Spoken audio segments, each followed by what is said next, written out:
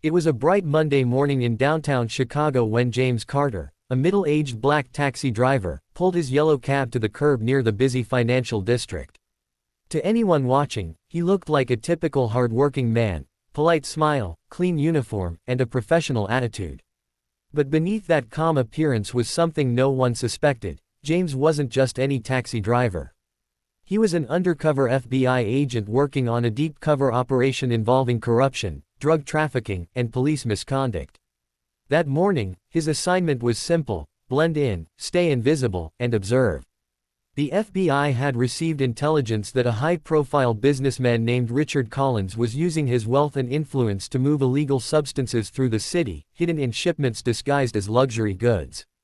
James's job was to gather evidence and report back to his handler.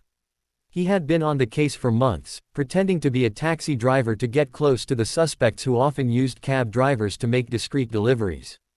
As James cleaned his dashboard and checked his phone for updates, a loud, arrogant voice broke through the street noise. "Hey, you, taxi." Turning his head, James saw a tall man in an expensive navy blue suit waving his arm impatiently. The man had slicked back hair, mirrored sunglasses, and a face full of entitlement. Two women stood beside him, both dressed elegantly but with nervous expressions. The man, Richard Collins himself, walked toward James's cab. "Take us to the Lakeside Grand Hotel," Richard barked, opening the door without waiting for permission. James nodded professionally. "Yes, sir. Hop in." As they drove off, James listened quietly to their conversation through the rearview mirror. Richard bragged loudly about his new real estate project, about politicians he owned, and about a recent business deal that sounded suspiciously like a money laundering operation. James's instincts told him this was his chance, but he had to stay calm, collect, and let things unfold naturally. Halfway through the ride, Richard started acting oddly.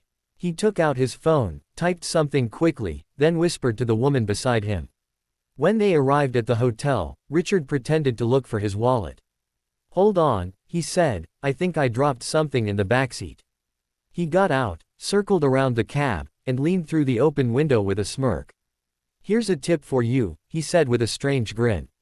James smiled politely, unaware that Richard had just slipped a small plastic bag of white powder into the backseat pocket. Minutes later, as James pulled away from the hotel, he saw flashing lights in his rearview mirror. Two police cars boxed him in. Within seconds, officers surrounded his cab, guns drawn. "Hands where we can see them," one of them shouted. James froze. He'd been trained for moments like this, but even he was shocked at how fast it happened. One officer opened the door and yanked him out roughly. Another began searching the vehicle. And then, the dramatic moment: "Got something here, Sergeant." The officer called out, holding up the planted bag of white powder. Richard stood nearby, pretending to be shocked. "Oh my God," he said dramatically. "That's the driver. I saw him acting nervous when we got in. I knew something was off." James looked at him calmly, his mind racing. He had to play along, just for now. "Sir," one officer sneered, "you're under arrest for possession of illegal substances." James raised his hands. "Officer, I think you're making a mistake." But before he could finish, Richard cut in arrogantly, "Don't waste your breath. People like you always have excuses." James's jaw tightened, but he stayed silent. He let them cuff him, put him in the back of the patrol car, and drive him to the station. He knew the FBI would be monitoring his GPS. He just needed to keep his cover intact until the right moment. At the precinct, the officers dumped the evidence on the table. One of them smirked. "Well, this should be quick. You'll be in front of a judge by tomorrow." James looked up and said calmly, "Before you do that, I'd like to make a phone call." They laughed, but protocol was protocol. They handed him the phone. He dialed a number. "Special Agent Matthews speaking," came a voice on the other end. James said just two words: "Protocol Delta." There was a pause. Then Matthews replied, "Understood. Stay put." 10 minutes later, chaos erupted in the station. 4 black SUVs pulled up outside. Out stepped men in suits flashing federal badges. The entire precinct went silent. The lead agent walked straight in and said, "Where is Agent Carter?" The officers looked confused. "Agent who?" "James Carter," the agent said firmly. "Undercover operation, case file 79A6. You've made a big mistake." Every eye in the room turned to the taxi driver, sitting calmly in the corner, still in handcuffs. The officer who had arrested him turned pale. "You're FBI." James nodded slowly. "Surprise." The lead agent showed his credentials. "We'll be taking him and that evidence. And I'd like to know who called in the tip that led to this false arrest."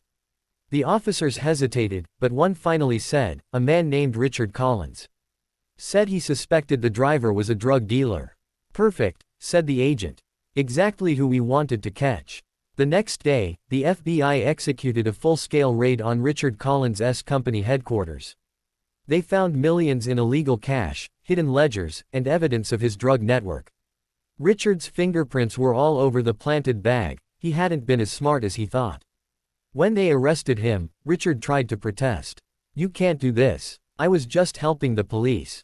James stepped forward, now wearing his full FBI badge. "You weren't helping anyone, Mr. Collins. You were trying to destroy an innocent man. But you picked the wrong target this time." The look on Richard's face was priceless: shock, fear, and disbelief all rolled into one. He realized that the humble taxi driver he had mocked was the very person investigating him for months. During interrogation, Richard tried to shift blame, claiming he didn't know about the drugs, but his associates turned on him immediately. They confessed everything: how Richard ordered them to frame drivers, pay off cops, and transport illegal substances using his company's vehicles. Within days, he was charged with conspiracy, possession, and obstruction of justice. The news spread like wildfire. Every major outlet covered the story: business tycoon arrested after trying to frame FBI agent. The public was outraged but also inspired by the irony. People applauded James for keeping his composure and letting justice play out. At the press conference, James was asked how he stayed calm during the entire ordeal. He simply said, "When you know the truth, you don't have to fight with lies. You just let them expose themselves." Months later, when the trial began, Richard looked nothing like the powerful man he once was. Gone were the fancy suits and arrogance. He sat pale and defeated as the prosecution presented undeniable evidence. The jury didn't take long. Guilty on all counts. He was sentenced to 20 years in federal prison. Outside the courthouse, James stood with his fellow agents. Reporters surrounded him, microphones everywhere. One of them asked, "Agent Carter, what message would you give to people who judge others based on appearance?" He paused for a moment, then said, "Respect is something you give before you know who someone is. If you only give it after, then it's not respect, it's fear." That quote went viral overnight. People shared it across social media, turning it into a movement about equality, humility, and justice. But what really touched people was the deeper story: a man who endured humiliation, racism, and false accusation but stayed patient because he believed in the truth. A few weeks later, James quietly returned to his normal life, taking on a new undercover role. He didn't chase fame or recognition. For him, justice wasn't about applause, it was about doing what was right, even when nobody was watching. Meanwhile, Richard's empire crumbled. His partners abandoned him, his company was seized, and his name became a warning to others who thought money and power could buy everything, even morality. In a poetic twist of fate, the same community that Richard used to look down on rallied behind James. Taxi drivers across the city held a small parade, painting the words, "Justice for the honest," on their cars. One old driver said during an interview, they thought he was just another black cabbie. But he was the one protecting all of us. And that was the ultimate victory, not just catching a criminal, but proving that integrity and patience could outshine arrogance and hate. In the end, the bully tried to plant lies, but truth took root instead. And as for James Carter, the undercover FBI agent who taught an entire city the meaning of respect, his story became a legend, a reminder that no matter how powerful someone seems, justice always finds its way home.